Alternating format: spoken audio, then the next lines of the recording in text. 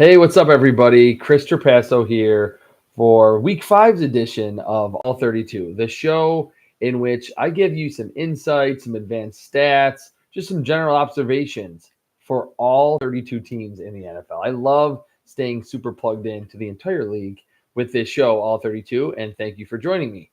Last week, I went NFC first, so this week I'm going to go AFC first, like I did for the pilot show after Week 3. And I'm going to start with the Buffalo Bills. Coming off their first loss of the season at home, the first loss that they've had inside Highmark Stadium in Orchard Park in 13 contests, counting the playoffs. So they had gone on a franchise record tying run of victories in their home stadium until Drake May, Mike Vrabel, and the Patriots snapped that streak in Week 5. What I want to talk about with the Bills, they need better safety play. They have a young second-year safety in Cole Bishop who missed a large chunk of his rookie campaign. Played a little bit in the playoffs, flashed a little in the postseason, but missed so much of his time in his rookie season. I'm going to really count this as Cole Bishop's first full year in the NFL. He's played okay. He has 2 missed tackles. He's allowed 4 catches in his coverage area for 65 yards. Obviously had that ridiculous one-handed interception like on the goal line against the Saints in Week 4. That was an integral part of the Bills winning that game. Has he been outstanding? Has he been ridiculously good? No. Maybe he's played a little better than what he did early last season when he got on the field, at least early on. But that had forever, and I'm saying forever, but I mean from the start of the Sean McDermott era until 2 years ago with Micah Hyde and Jordan Poyer, the safety position was the best in the NFL. Like that tandem did not allow a lot of plays over the top. They did not miss very many tackles. They were perfectly in sync with each other. There were hardly ever any blown coverages at the intermediate level or down the field from the safeties. Now they're getting that in Buffalo. Cole Bishop's playing probably better than his teammate Taylor Rapp, who I think has been one of the weak points on this Bills defense through 5 weeks. He's allowed 6 catches for 100 yards in his coverage area and has missed 4 tackles. You know, being that last line of defense, you're a safety. They need you to come up and stop that running back after 10 yards, not allow him to continue forward. He's missed 4 of those tackles. And I think Taylor Rapp is a decent athlete. He's been in the system for multiple years now. So there really should be no excuse that he doesn't know where he's supposed to be, because he should at this stage. He has dealt with injuries. He's not currently injured. He wasn't dealing with an injury in training camp or the preseason or anything like that. I think early in the summer, there was a little bit of a lingering injury, but there's been nothing about his health that should be holding him back. The 2 safeties there in Buffalo, the veteran Taylor Rapp, who's still relatively young, should be in the prime of his career, and Cole Bishop need to play better, or I think the Bills need to look elsewhere. And first, internally with their rookie, I think 5th round pick, Jordan Hancock from Ohio State, who had so many responsibilities at Ohio State. I think he should be given an opportunity. Maybe the Bills could even plug in a little bit of Damar Hamlin at the safety position to shake things up a little bit, because those 2 starters currently, Taylor Rapp and Cole Bishop, I don't think either of them, particularly Taylor Rapp, should not have a firm grasp on the starting gig. And maybe we even see Bills GM Brandon Beane explore the safety market at the trade deadline, which is coming up. 4 of his 8 seasons as the GM, he has made a trade at the deadline. It wouldn't be surprising if it's in the secondary, most namely, I mean, maybe at corner, because they're pretty thin at corner right now with all the injuries. But safety in Buffalo that has been so good for so long just has been a problem for the Bills defense through 5 games. Miami Dolphins. The Miami Dolphins, where do we go with them? I mean, they're 1-4. They look like they were going to move to 2-3, back-to-back wins. And I'm just realizing, I got to plug this in. Hold on. Looks like they're about to have back-to-back wins. And then they blow a monster lead to the Carolina Panthers in Week 5. Really shocking. Like I stopped watching that game because I thought, all right, this game is over. Bryce Young didn't look particularly great. And Tua had a fantastic performance. I think his best showing of the 2025 season. 4 big-time throws, no turnover-worthy plays. He looked very much in sync And he's featuring Darren Waller in this Tyreek Hill-less offense. But the defense is what I want to really zero in on. Jalen Phillips, the star edge rusher who's dealt with so many injuries in his, Achilles, torn ACL, all of that early in his career in Miami, is back and is, rushing the passer at a pretty productive rate, pretty efficient. That they have him. His pressure rate is right around 16% right now, which is very good for a high volume edge rusher. Besides him, Bradley Chubb has 10 quarterback pressures, right around 10% pressure rate.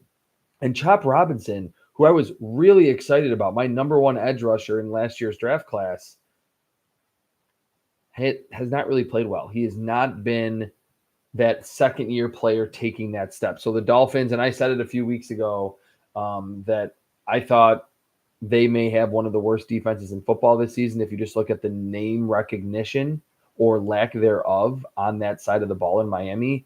And to allow such a comeback to a very much rebuilding team with a very unproven young quarterback in Bryce Young is indicative of a team that doesn't really have the personnel. They don't have the horses on that side of the football. I think it's going to be tough sledding for the Dolphins, even if they get more of the same play from Tua Tagovailoa that he showed in week 5, just because the defense is a real problem. Next team, I want to make sure, hopefully you guys can hear this. I didn't check that anyway. All right, next team on all 32, staying in the AFC East, New York Jets. Talk about a team with an identity crisis. Where are they good? They're the only 0-5 team in the NFL. The offense, I think it's a little bit hindsight is 2020, but going into the season thinking, all right, let's roll with Justin Fields as our starter. And that's the plan for a first-time GM and a first-time head coach. And I get it. Maybe he wasn't the first idea, but they did sign him in free agency, kind of took them out of the quarterback market in the draft. Wasn't a great quarterback draft either. That probably maybe spurred them to go to take action in free agency to sign Justin Fields. But the offense is not great. And how about the defensive side? We all kind of thought maybe the Jets could be that upstart pesky team that really bugs a lot of contenders because the defense is so good. Through 5 weeks, the Jets have the worst EPA per play allowed in non-garbage time situations on defense. And that is with Sauce Gardner, Quinnen Williams, Quincy Williams. They have 3 all-pro caliber players who are on the field playing for them. Jermaine Johnson back, who looked very good before his injury early in the season last year. Will McDonald is rushing the passer at a relatively good rate. He has a fair amount of pressures. The pressure rate is good. Michael Clemens. They have other pieces up front and in the secondary that on paper make it seem like this should be one of the better defenses in the NFL. It is literally the worst defense by EPA per play allowed in non-garbage time situations entering week 6. Very surprising. And I will wrap the AFC East here on all 32 with the New England Patriots. And I, of course, need to talk about Drake May and his coming out party that he had in Orchard Park on Sunday Night Football in week 5. The first half was not great. I mean, the Patriots scored 6 points and he looked a little bit under duress. I don't want to say deer in headlights, but close to that, where the Bills were able to confuse him a little. They got some pressure on him. They sacked him twice. Second half was a completely different story. Drake May was 13 of 14 in the second half. Made so many good plays from in the pocket, the deep throw, layered over coverage. I believe late in the third quarter to Hunter Henry. That was a long throw, and it took a lot of courage to make that throw because it was over the heads of some underneath players at the second level. Perfectly accurate. Obviously, the throw to Stephon Diggs where he's rolling right in the fourth quarter. And then what I thought was his best play of the night to start that final field goal game-winning drive.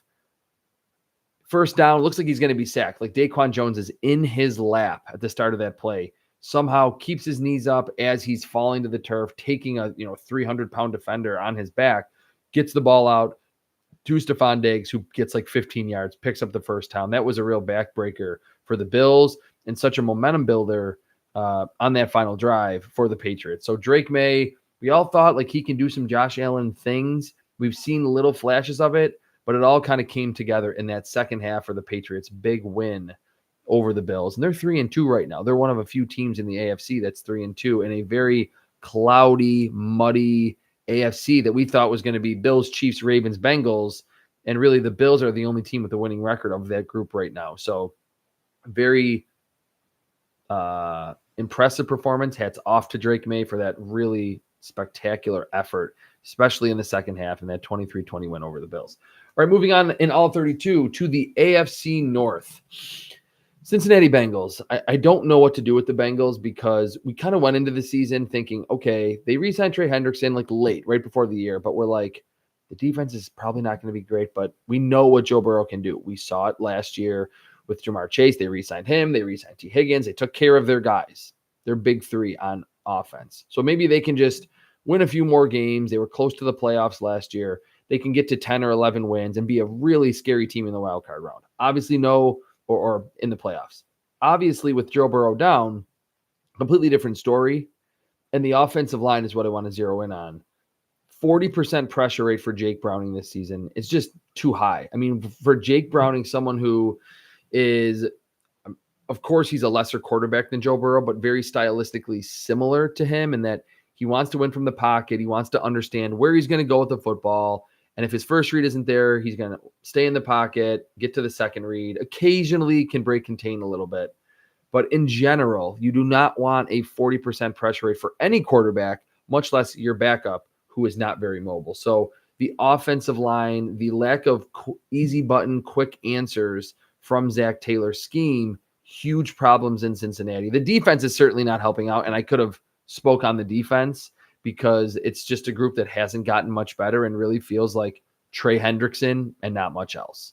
But 40% pressure rate, the offensive line is not doing its part to have this team be one of those clubs that just can't really cover anybody or stop anyone on defense, but could score a lot of points and be in and win a lot of shootouts. They haven't been able to do that, and they're sitting at 2-3. Cleveland Browns. I want to focus on Quinshon Judkins. He did not play in week 1, but having played weeks 2, 3, 4, and 5, he is still 9th in the NFL in rushing yards. Now, I would not have picked Quinshon Judkins when the Browns did. I thought they were really thinking long view, trading out of that number 2 overall pick to allow the Jacksonville Jaguars to pick Travis Hunter. They got a lot of extra picks. They picked Mason Graham, who's been very good at defensive tackle.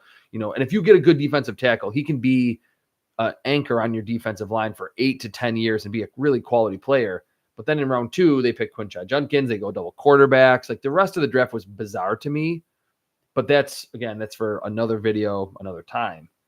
Judkins has been really good. I mean, if we're just going to highlight, are the Browns making good draft picks or not, there's all the philosophical stuff that I could talk about. But in terms of the player, regardless of where they picked him, Quinshon Judkins is averaging 4.15 yards after contact per rush, which is the 5th highest among all qualifying running backs in the NFL. So it's not as though this is the Browns offensive line from 4 or 5 years ago that just mauls everyone and any running back wouldn't necessarily produce at a high level. Judkins, 9th in the NFL in total rushing yards and 5th in yards after contact per rush.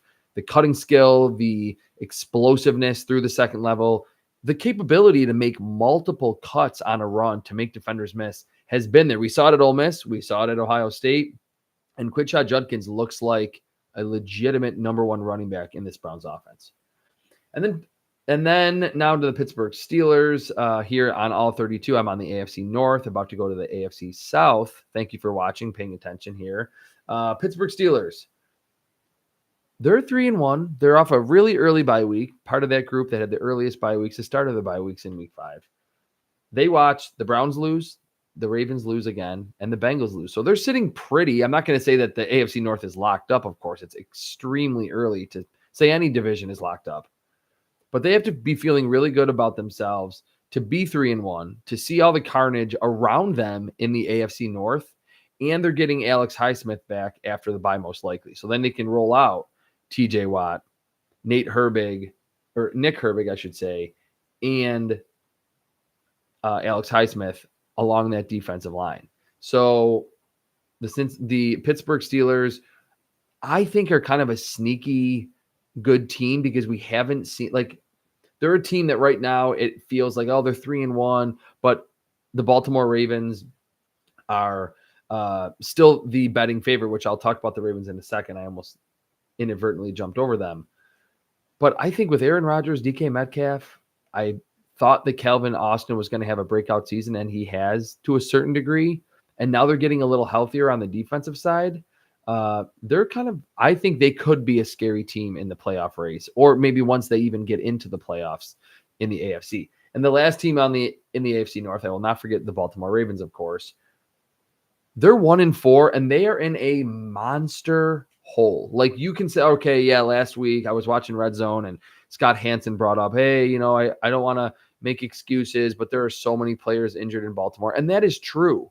And that has to be factored in when you look at that score. And, in 5 years from now, we'll look at that score and go, they lost at home to the Texans 44-10. Sure. No Lamar Jackson, bunch of guys on the defensive side, a lot of their all pro caliber players, or their guys who have been all pros, weren't on the field. So it's not even about that. I'm not going to criticize them and say, oh, hey, this has been terrible in Baltimore, although the defense, even before the injuries, was surprisingly very bad despite all the star power they have. They are playing the Los Angeles Rams in week 6. It's at home, which helps. But they are staring 1-5 right in the face. And then it's suddenly, oh, are we going to be the 1 seed or the 2 seed? It's not about that anymore. It's about, can we sneak in as a wild card, or can we go on a 10-game winning streak and win this division, which is asking a lot in what is a parity-filled NFL. I will say, and I hinted at it when I was talking about the Steelers, it is really hilarious to me that in Vegas, Baltimore is still the betting favorites to win the AFC North. That's what Vegas thinks about this team when they are healthy, and that's what I think about this team, that they are a legit Super Bowl contender when they're healthy. So we'll see if Vegas, how Vegas reacts after Baltimore's Week 6 game against the Los Angeles Rams, a pretty good team in the NFC, from the NFC West. But right now they still are at 1-4, the betting favorites to win the AFC North. All right, jumping down to the AFC South here on All 32. And if you're just joining me, thank you again. This is the show that I just give a take or two, an advanced stat, an opinion, something I caught on film for all 32 teams in the NFL week by week. Tennessee Titans, they got their first win. I'm happy for Cam Ward. I'm happy for Brian Callahan, although I did not think he did a great job last year with the quarterback situation. And through 4 games, it was pretty much an abomination offensively for this team that probably from quarterback to last practice squad player has the most barren roster in the NFL. It was, and they certainly needed a lot of help. They needed an interception to be fumbled for a touchdown, and a running back of the opposing team to drop a football as he's running 70 yards for a score at the goal line, which both of those things happened.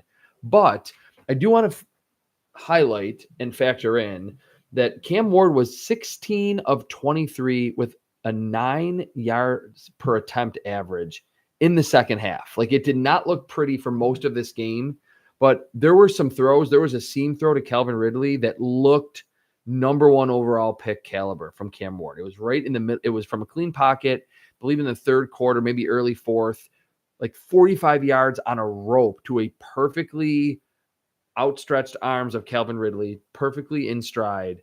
There was another one, cover 2, I believe a cover 2 hole shot. No, it was just a sideline throw down the sideline or downfield to Calvin Ridley, dropped into the bucket from Cam Ward. So I always say, when it's a quarterback, I mean, I guess you could say this about any position, but certainly at quarterback, I don't need my quarterback as a rookie, especially if it's a first rounder and everyone's expecting him to eventually be the franchise guy and change the organization.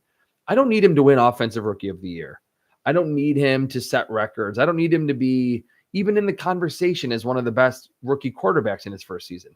I just need to see flashes from that quarterback for him to have somewhat of a bright future, for me to feel good about, hey, maybe by year 2 or year 3, we're talking about a Pro Bowl or an all-pro caliber quarterback that can move into the top 10, top 15, top 12, whatever you want to say at the position. And we definitely, I think for the first time, saw those flashes for a sustained period. I mean, it's a flash, but it was for a sustained period in that second half. 16 of 23, 9 yards per attempt from Cam Ward in that bonkers come from behind win, and really a collapse from the Arizona Cardinals, but the Titans got the victory. Houston Texans, they're a team kind of like the Baltimore Ravens, that they are currently not leading their division. They're 2-3, but they feel kind of like a sleeping giant. They've won the division the last 2 years, CJ Stroud's first 2 seasons, which is a segue to who I want to pinpoint here, CJ Stroud. The last 2 weeks, and yes, we have to factor in that he played like a basically preseason defense of the Baltimore Ravens. But the last 2 weeks, CJ Stroud is completing almost 82% of his passes with 6 touchdowns and no interceptions. So for what the first 3 games looked like, man, this offense just is stagnant. It can't get out of its own way. They can't block. They can't really run well. CJ Stroud looks like he's regressing. Like, what's happening with this offense? He's kind of gotten on track a little bit the last 2 weeks. And maybe, and at times it does take, you get a little bit of a cupcake schedule, or you face a team that has a litany of injuries, and that helps build confidence, timing, understanding which plays you like, what you don't like. But CJ Stroud has been very good on the offensive side. And Houston's defense is good. Like, I don't think it's a runaway best defense in the NFL, but that combination of Donnell Hunter and Will Anderson, unless I'm blanking on a team and a pair of teammates, I think that's the best pure edge rushing tandem in football right now. They've been really good. They have playmakers at linebacker, but most namely, Derek Stingley, other guys in the secondary. Jalen Petrie had an interception. So I think that's kind of another sleeping giant team, maybe more so than the Baltimore Ravens. They just beat the Ravens. They're a game ahead of the Ravens. And they have a defense that I think can keep them around in the AFC. And if CJ Stroud continues to play, I don't think he's going to be completing 82% of his passes the rest of the season. But if he can kind of tilt that arrow upward like he has the last 2 weeks, as opposed to look like he was regressing the first 3 weeks, the Texans are going to be a scary team too. Indianapolis Colts. I don't have any advanced stat. I don't have a film nugget or something that I observed while watching the Colts at this 4-1 start. What I will say is that there's a decent chance that this team is 6-2, or maybe even 7-1 at the, let's still call it the halfway point of the season, 8 games in. The next 3 games for the Indianapolis Colts, the 4-1 AFC South leading Indianapolis Colts. Home Arizona Cardinals, at the Los Angeles Chargers, which will be a test, home Tennessee Titans. So they're certainly getting a little bit of help being in the AFC South, although Jacksonville Jaguars, that I'll get to next, are 4-1, coming off a big win. This team, I don't know if they are the best 4-1 team we've ever seen, but they're 4-1. They played good on defense. They have a great run game, and Daniel Jones has mostly managed the game very well for Indianapolis. But the next 3 weeks, if you're looking for that, oh man, they're going to collapse right here, I don't see it happening in these next 3 weeks. It wouldn't shock me if it happens at some stage, given who the quarterback is, but I don't think it's going to happen the next 3 weeks. This team very well could be 7-1, 8 games into the season. And last for the AFC South here on All 32, Week 5's edition of All 32, Jacksonville Jaguars. Devin Lloyd has 4 interceptions at linebacker through 5 weeks. One, he returned for a pretty big pick six, 99-yard pick six off Patrick Mahomes in that thrilling Jaguars Week 5 victory on Monday Night Football. Longest, I think it tied for the longest interception return in Jaguars history, 99 yards. Makes sense. Obviously, you can have an interception in the end zone. That's like 108, 109 yards, whatever. But 99 yards, it was a great schemed up play on defense, and Devin Lloyd's athleticism, I think, was highlighted on the play, that he showed blitz, and it wasn't like showing blitz and then at the snap sinking back into coverage. It was showing blitz, taking like 2 steps into Creed Humphrey, planting and driving backwards, exploding backwards into the throwing lane of Patrick Mahomes. So Devin Lloyd, they traded up for him just a few years ago, and he slowly but surely has become one of the better linebackers in football. Not even just young linebackers, one of the best linebackers in football. One of his interceptions was a tip drill, kind of a gimme interception. The other 3 have been legitimately great plays great recognition, sinking in coverage to make plays on the football. So the Jaguars, even though the offense looked challenging for the offense for the vast majority of that game, sometimes you have to win games in which one of your units doesn't look perfect. And that's certainly the case every week in the NFL. The Jaguars proved that and maybe they showed themselves that they can win kind of an ugly game like that, where it felt like, especially facing the Chiefs, they weren't going to ultimately win that game, but they came out with a very unique victory, 31-28. And then the last division here on Week 5's episode of All 32, AFC West. Kansas City Chiefs. Just talked about the Jaguars. That's why I'm just going to segue right into the Chiefs.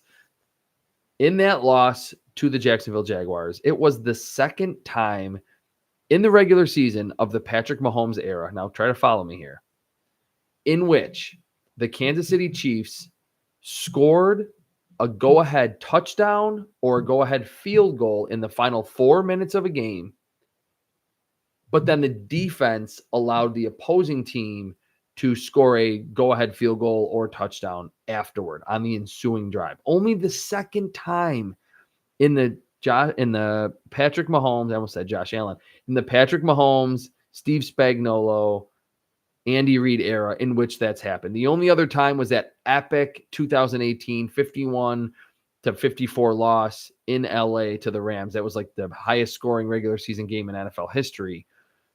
So it's only the second time that it's happened. We have seen Patrick Mahomes lead a plethora of final 4-minute TD or field goal drives. Normally he emerges victorious. This was the second time, I should say, that he's experienced that, but it's been a long time. It's been since his first year as a starter back in 2018, in which the defense ultimately let the team down and allowed the opposing team to march down the field, score a go-ahead, and ultimately game-winning touchdown. So I thought that was a really fascinating tidbit from that game in Week 5 on Monday Night Football. Los Angeles Chargers. They looked like I think one of the scariest, if not the scariest team in the AFC through 3 weeks. They were 3-0. The defense was playing out of its mind. Omarion Hampton was running the football well, but most namely, Justin Herbert and the offense with Quentin Johnston off play action, Ladd McConkey moving the chains, Keenan Allen sure-handed as ever. They looked scary on offense. Then you had Rashawn Slater obviously go down before the season, and then in Week 4, Joe Alt goes down. The last 2 weeks, Justin Herbert's yards per attempt average is right around 5.5. 2 touchdowns, 3 interceptions. He just hasn't looked the same. He has so much to worry about up front with his blocking unit that I think it's eating into his ability to just scan the field and understand where he needs to go with the football. He's thinking about the pass rush. And until Joe Alt returns, I think the Chargers are this is obvious, they're going to struggle offensively. And now Omarion Hampton, their running back, is on injured reserve. So it's a shame because we've never seen Justin Herbert just have a solid left tackle and a solid right tackle. And the Chargers tried to invest in both of those players, paying Rashawn Slater, drafting Joe Alt. But it's been not a lot of football in which Justin Herbert has had an entire season of both of those blockers. And a solid right side and a solid left side. I know last year he had that. They got to the playoffs. But it just feels like it was building towards something more before the Slater injury and now the Joe Alt injury and now Omarion Hampton. Now, I've talked about injuries a lot. A lot of teams have injuries. We're in October at this point. It's the NFL. I just think the Chargers have to try as much as they can, which is this obvious. This is what every team's doing. But to right the ship and just keep their heads above water, which I think they'll be able to do because there's not 2 or 3 teams running away with the AFC right now, or even in their own division, with the Chiefs being 2-3. Until Joe Alt returns, they have to try to just keep their heads above water. And maybe they go back to more of a run game centric offense because Justin Herbert just can't sit back there off play action, hold the ball for 3 and 4 seconds. The offensive front has gone from pretty darn good, especially on the edges, to probably a bottom 5 to 10 unit in football because of the injuries at tackle. Denver Broncos, great come from behind win, a signature comeback win for Bo Nix. His first, I think, real signature victory in Philadelphia against the reigning Super Bowl champs. They get into a big hole. Bo Nix does not look good in the first half. But in that fourth quarter, he had some incompletions, but 8 straight Bo Nix completions went for 10 or more yards in that come from behind win. That's really, really impressive. Now, not all of those were these needled through tight window throws, but the scheme was good from Sean Payton. Evan Ingram got involved, the tight end that they brought over. That's an athletic tight end. He's into his 30s now, but he's still very athletic, and we know what he can do in terms of just being a high-volume receiver. Cortland Sutton was leaned on. He is a true number one. He's that classic big body on the perimeter. They have the speedsters with Marvin Mims, Troy Franklin. Really good fourth quarter from Bo Nix. He always didn't look super comfortable the entire fourth quarter, but I think that's kind of how he plays. He is a very good athlete. He can throw off balance. He doesn't need to be that textbook, perfect, fundamentally sound, from a clean base, all that. And he still can make accurate throws. Now, there are times where he doesn't make accurate throws, and I've kind of been I don't want to say a hater, but I've certainly not seen Bo Nix's performance as good as the rest of the NFL media has, so to speak. But I will tip my cap to him for what he did in that fourth quarter to beat the Eagles, a good team that was previously undefeated, that just won the Super Bowl last year. 8 straight completions that went for 10 or more yards in this game. And the last team, I'm making sure I'm not forgetting anyone because I forgot one team in each of the first 2 episodes of All 32, and I don't want to do that today. Okay, I'm looking at my sheet. Last team in the AFC side, the Las Vegas Raiders. What is going on with Geno Smith?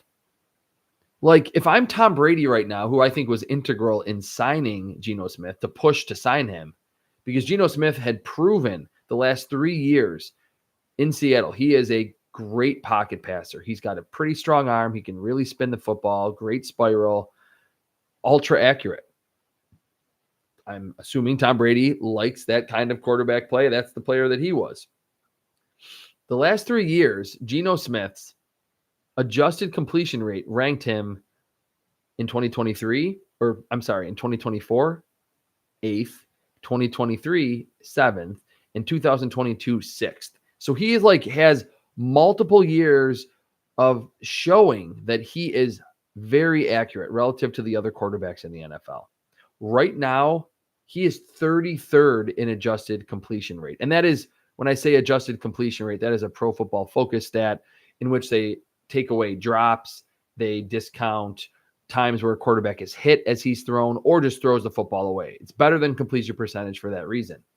71.4% when he was hovering close to 80 in all of the last 3 years. And I looked, he's not really getting pressured at a much higher rate.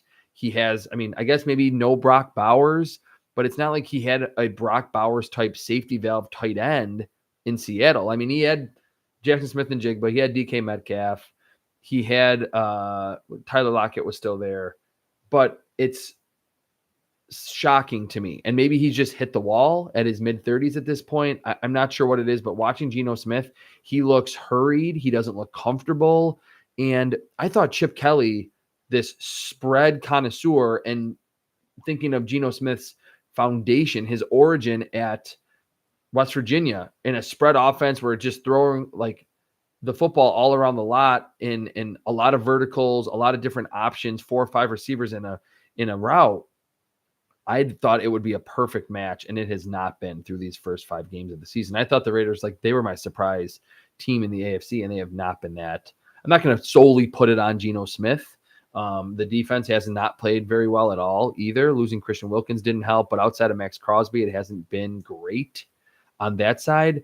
But the most shocking thing through 5 weeks, Geno Smith going from steadily being one of the most accurate quarterbacks in the NFL to now being one of the least accurate quarterbacks in the NFL entering week 6.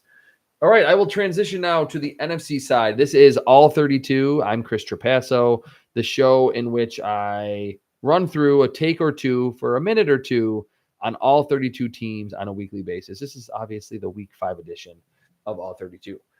NFC East, starting the NFC side of All 32, the Dallas Cowboys. I want to focus on James Houston. He's a former draft crush of mine from Jackson State. He started his career at Florida. transferred to Jackson State, was there. Was it? I think it was just pre-Deion. Yeah, it was pre-Deion Sanders. Or maybe he was there for 1 year with Deion. Anyway, he was at Jackson State, sixth round pick by the Detroit Lions. The year that the Lions really broke out in 22, James Houston played like barely at all. Got a small audition late in the season and had like 16 pressures on like 81 pass rush snaps. Like it was like, whoa, can he be the complement to Aiden Hutchinson? He ultimately gets injured.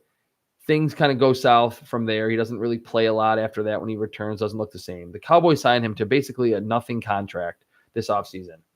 And James Houston is currently leading the Cowboys with 3.5 sacks. And these are not just coverage sacks where he's just getting gift wrapped these quarterback takedowns. His pressure rate is 16.7%. Now, he's not rushing 30 times a game. He is a pass rushing specialist. He's a little bit on the smaller side. But you watch his film, James Houston of the Cowboys, you see him swatting away the hands of first-round picks at tackle. He just gave it to Armand Membu in week 5, who was the number 7 overall pick and did an awesome job against TJ Watt in week 1. Spin move on him.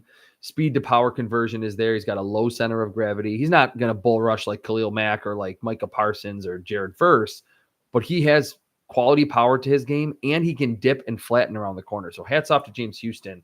Great start there for the Cowboys. A team that I don't want to say like they don't feel as scary as like it's like the Houston Texans or maybe the Denver Broncos, or you could even say the Chiefs and the Ravens, a team like, teams that have been there.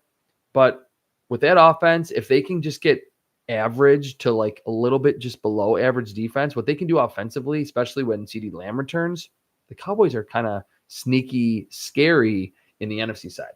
All right, Philadelphia Eagles. They are still, so I talked all about Jalen Hurts last week, and I think the video I posted on TikTok that they have a Jalen Hurts problem is probably still getting views when normally my videos aren't getting views like 2 weeks later. It's a controversial topic. It's just kind of my take on Jalen Hurts. What's interesting, though, is I thought he did play pretty well against the Denver Broncos. The defense, obviously, down the stretch there in that second half, let down the Eagles a little bit in that game. And I still think A.J. Brown is not happy with whether it's his role or the scheme, or he's mad at Jalen Hurts, or a combination of 2 of those things or all 3 of those things. It seems obvious just with the mannerisms on film, and I still think at times Jalen Hurts is not throwing as accurately downfield as he used to. That really used to be his calling card. The defense, which is still 3rd in EPA per play allowed in non-garbage time, so it's not like the defense is falling apart. But the defense, just a few weeks before the Jalen Hurts video, I posted on TikTok a video about the Eagles having a pass rush problem because they weren't generating a ton of pressure. And then Nolan Smith goes on injured reserve. He's got, I think, 2 more weeks left that he needs to be on that list. Right now, their leading edge rushers and pressures are Josh Uche and Zadarius Smith, who they brought in during the season or right before. Uche is kind of like a James Houston type. He's a little bigger and a little bit more naturally talented, but just pure outside speed rusher. Loved that signing. Didn't work out in Kansas City with him last year.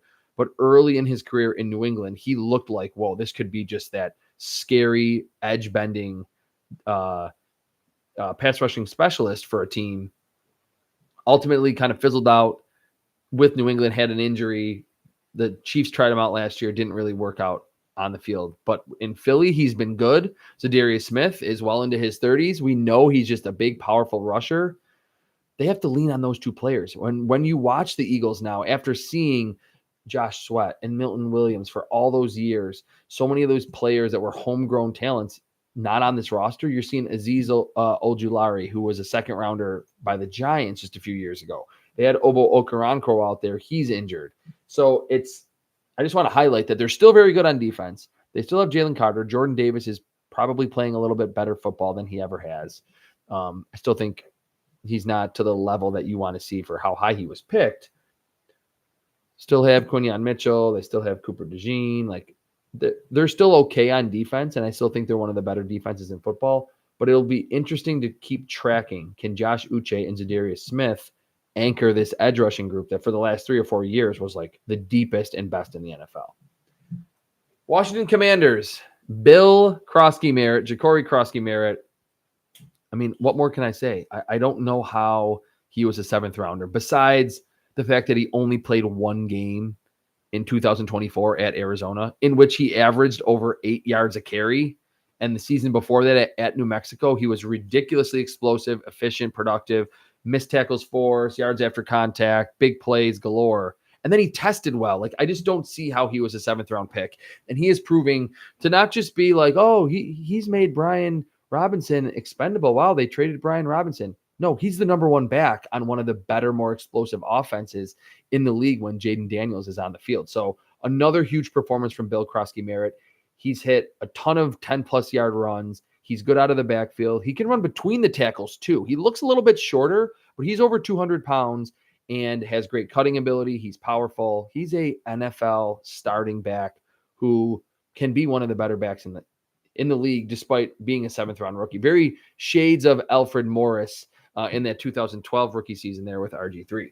All right, New York Giants, last team here in the NFC on all 32.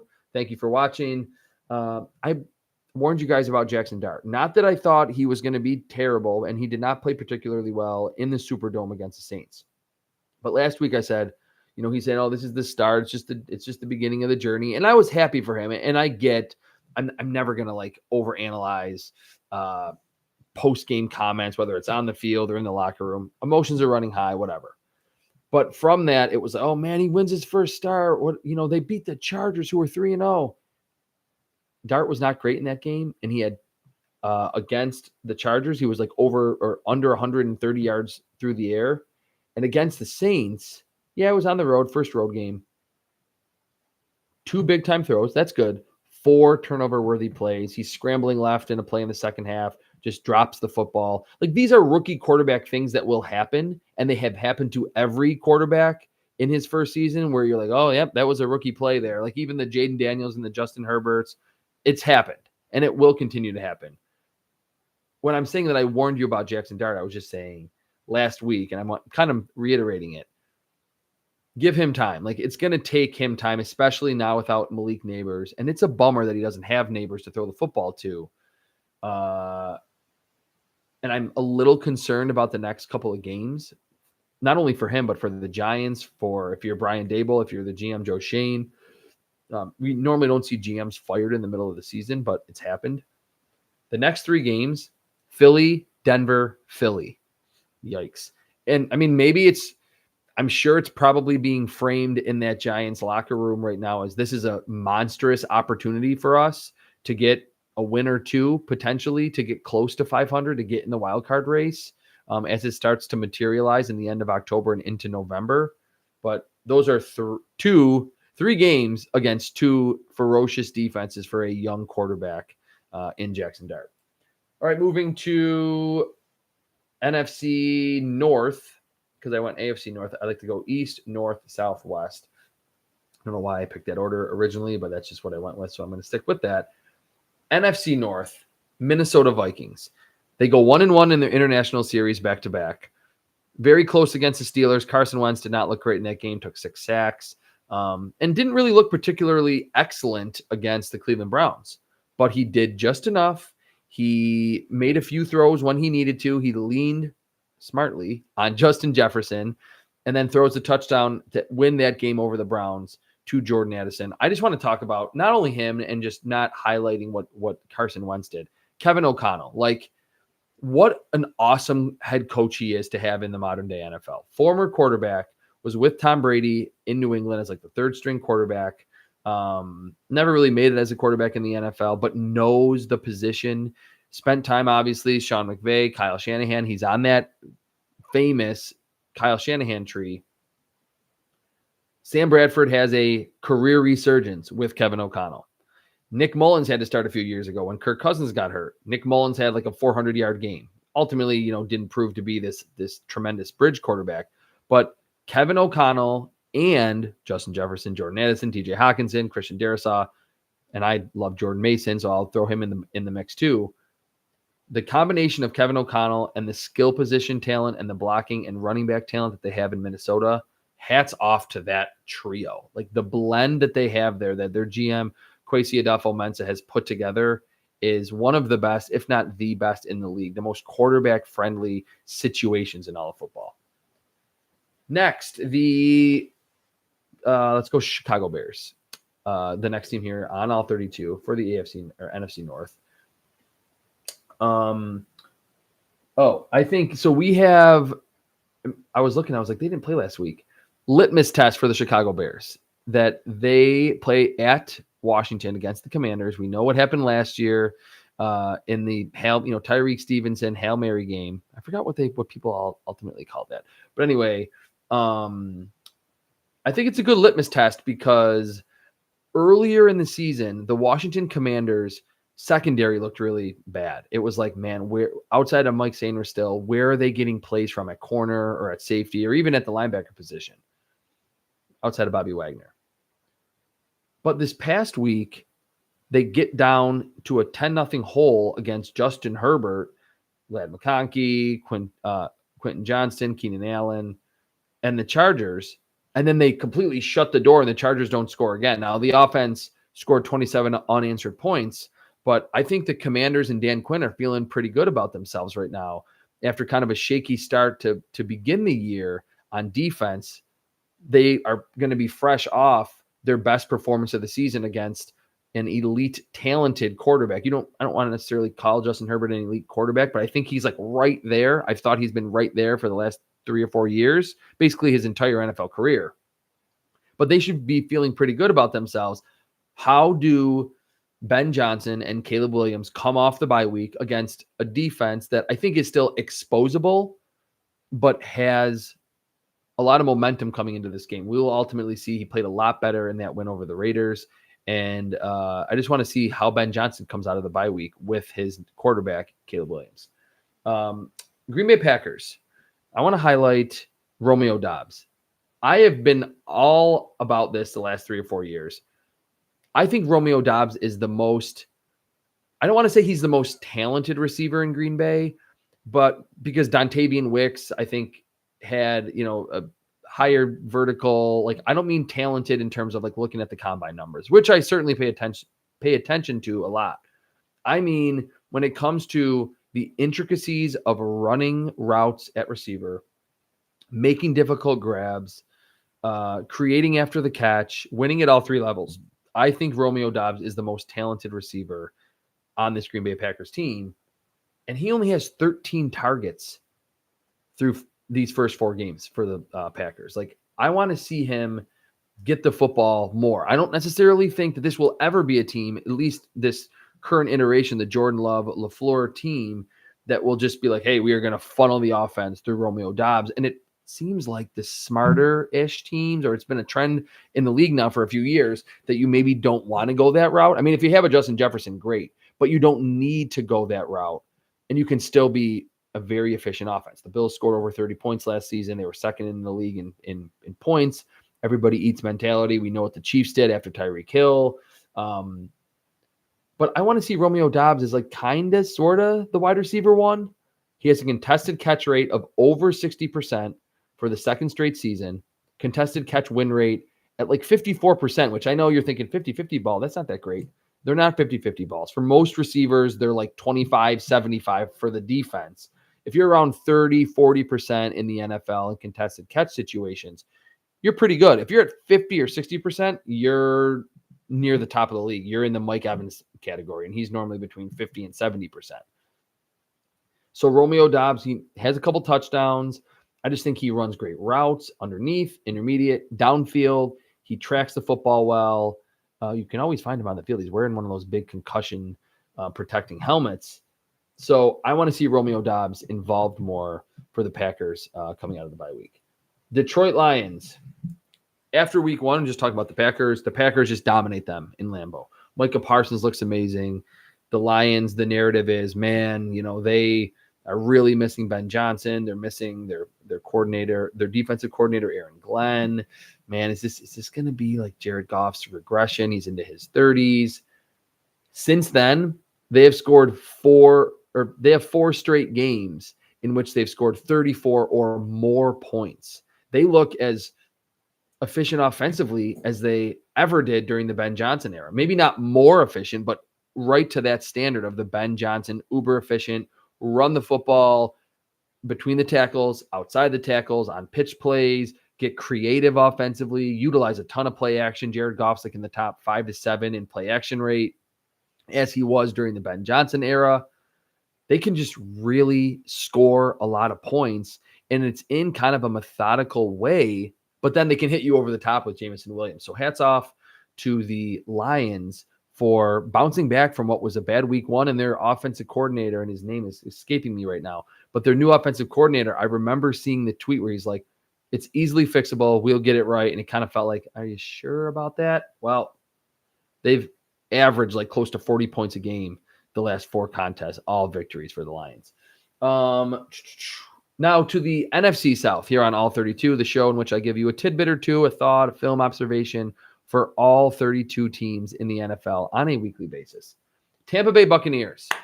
Right now, and I know it's silly, but I also can, it's my show, can talk about whatever I want.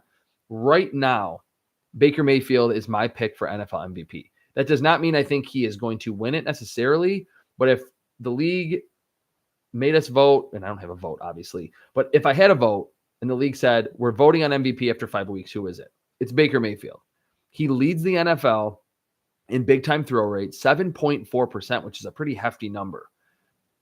And you could say the Bucs have gotten a little bit fortunate, but they've come back. They have 4 wins in which they won like in the last minute of the game. So they've been in tight games. They haven't blown teams out, but a lot of those come from behind wins or last second victories have featured either a Baker Mayfield touchdown late or a great game-winning drive or a drive to get their field goal kicker in range to ultimately boot that field goal to win the game. So many big throws to Emeka Egbuka. And that's another thing. Mike Evans goes down early in the season. No Chris Godwin yet. And Baker is throwing to a first-round wide receiver who's been awesome, Emeka Egbuka. Bucky Irving early on. He missed this past week. A great road win in a shootout against the Seahawks in Seattle. But it's really been Baker Mayfield. So much has been on his plate, and he has really delivered. So for me, on the 4-1 Buccaneers, Baker Mayfield would be my selection through 5 weeks for the NFL MVP. And I don't think that's that controversial. Carolina Panthers. Rico Dowdle going over 200 yards. What a great story. Undrafted out of South Carolina in 2020. Bounced around the league. A big back, a big explosive back that never really got the lion's share of the carries at South Carolina. But I remember watching him, tested very well, isn't super elusive, but showed that if he gets a lane, good luck trying to bring him down on first contact. He had like 3 or 4, like 40-plus yard runs in that win over the Dolphins, in which he was just pulverizing corners and linebackers and safeties at the second and third level to go over 200 yards in a game. Now, again, it was against the Miami Dolphins. They don't have that great of a roster defensively, but was a great performance for a guy that got an opportunity and made the most of it with over 200 yards in that come-from-behind win for the Panthers. New Orleans Saints. The Saints, I think, are sneaky annoying. They're sneaky pesky. They're going to be that team that is going to be ruining some teams' wild card hopes or division hopes, or just they're going to be a thorn in the side of a lot of the teams that they play down the stretch. Now, do I think that is going to lead to them winning 7, 8, or 9 games? No. And I think a lot of the times they will probably lose those games. And sure, there could be a blowout here or there because that is, again, another pretty barren roster. It's not quite as bad as like, a few of the other teams that I mentioned. But it's not a fantastic roster. But with Spencer Rattler, who plays with total amnesia, like he does not care that he's 0-9. Now he's he was 0-10. Now he's 1-10. He doesn't care if he threw a pick on the previous drive. He has arm talent. He was the number 1 recruit in the country just a few years ago. Excuse me. Lost his job to Caleb Williams at Oklahoma, transfers to South Carolina, and actually on a not great South Carolina team before the team last year was actually pretty good and had so much responsibility and actually made a lot of good plays and kept South Carolina competitive. I think that's what he's going to do with the Saints. I will be wondering, or I'm with this team. They just got to win over the Giants at home. I think organizationally, they realize like we're not going to contend in the NFC. Hats off. Good for Kellen Moore. Hats off to him getting his first NFL victory as a head coach. But I wonder what they do with the wide receivers. Like Chris Olave and Rashid Shaheed, do they trade those players at the trade deadline to get as much as they can by way of early draft capital in the 2026 and maybe even 2027 draft as they try to build this team? Maybe, I don't know if it's around Tyler Shuck or they look for another quarterback, which I think they should. It'll be really interesting to see. We saw the tweet from Nick Underhill that covers the team for one of the local papers down there in Louisiana. I'm hearing that the Saints are going to be getting a lot of offers for a lot of these players. I wonder if they trade Carl Granderson, who's a very good, big-bodied, powerful, relentless edge rusher. I just wonder what this team does now, because I think the win over the Giants and what they did the week before against the Bills, where they were right there, they've only gotten blown out once, I believe. Do they just stay the course, or do they say, look, like, let's try to win some games, like let's build some momentum at the start of the Kellen Moore era, but we got to get early draft picks. And I think either one of those receivers, maybe even both, could get traded. All right. I'm just getting a tickle in my throat, and I got one more. I have the Atlanta Falcons. I do not want to forget them. And then I got one more division on all 32. Atlanta Falcons were on a bye week. They come off the bye week in week 6 to host the Buffalo Bills, coming off a loss on Monday Night Football. So, like, the stage is set. It's going to be a fun contest between these two teams that don't play each other very often, obviously. I'm just going to focus again very quickly. Michael Penix's footwork. 2 weeks ago, I talked about it on here. His footwork was dreadful, horrible in that loss in which they didn't score a point on the road in Carolina. Like, throwing the football so willy-nilly, thinking he was, I don't even want to say he was back in the Pac-12, like he was in his backyard, like not seemingly caring about where his feet were relative to where he was throwing the ball. In week 4, much better, and he played a lot better, and the Falcons won that football game. So I want to see against the Bills in prime time at home, off the bye week, what type of footwork do we see from Michael Penix in this game? Is it consistent or is it inconsistent? Because I think with him right now, early on in his career, you can tie a lot of his successes or a lot of his failures to his feet. You can dwindle it down to watch his feet. If he looks like he's stepping toward his throw, it's usually going to be with a lot of velocity, usually on target. I mean, he could get confused by a coverage here or there, but the arm talent is there. Want to see if he can keep his footwork to the level that it was in week 4, where it was much better than the previous week in that loss to the Carolina Panthers. The last division, let's make sure I'm not forgetting anyone. I talked about, NFC East, NFC North.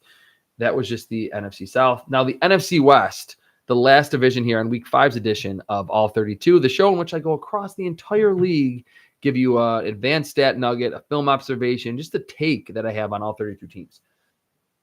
Seattle Seahawks. Jackson Smith-Njigba is making a case to win Offensive Player of the Year. I don't think he will win it. Jonathan Taylor's up there. There's so many other players that can ultimately win this award, but he's a candidate right now. And I guess I shouldn't say I don't think he'll win it, because if he continues this level of efficiency with Sam Darnold throwing him the ball, he could be the favorite by the end of the season. JSN is currently leading the NFL in yards per route run at 4.14 yards. Now, I get it. It's only been 5 games, but he has proven, and really last year he was super efficient too, that he can get open from the slot, on the outside, in the back shoulder game, just on a go route down the field, on a post route. When he needs to run an intricate route to get open against man coverage, he can do it.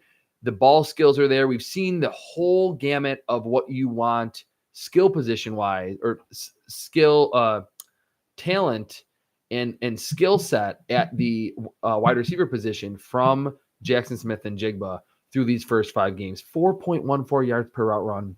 Well clear.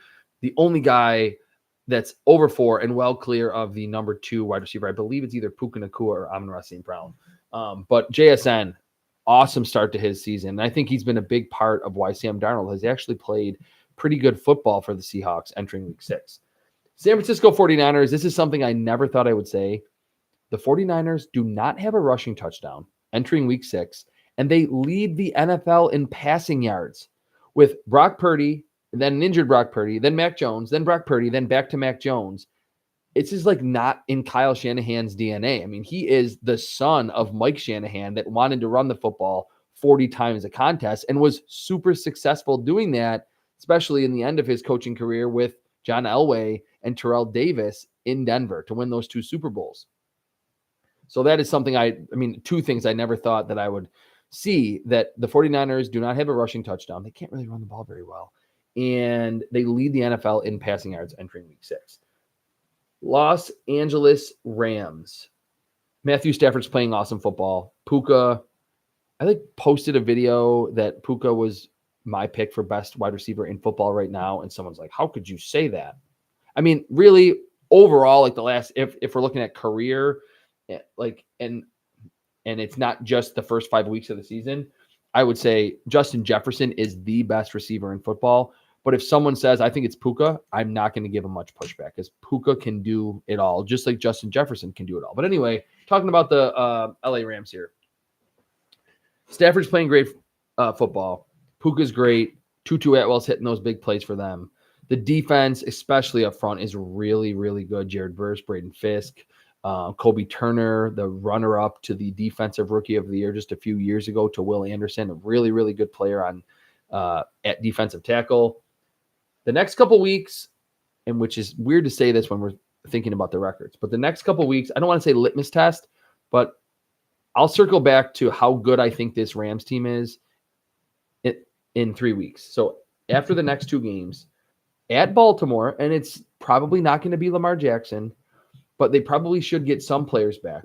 And I don't think it's ever super duper easy to win in Baltimore, especially after they're coming off a 34-point loss in the conference to the Texans, and then at Jacksonville. And Jacksonville, again, I think it was harder watching their offense than it was watching the Chiefs' offense, but they're coming off such a high, winning that game on Monday Night Football against Patrick Mahomes and the Chiefs. They're 4-1.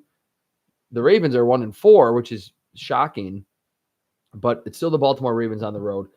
I think the Rams can come out of both of these games with a victory. But we'll see. So that's, to me, like quasi litmus test. I wanted, this is a little bit of a test to see, how good this Rams team is.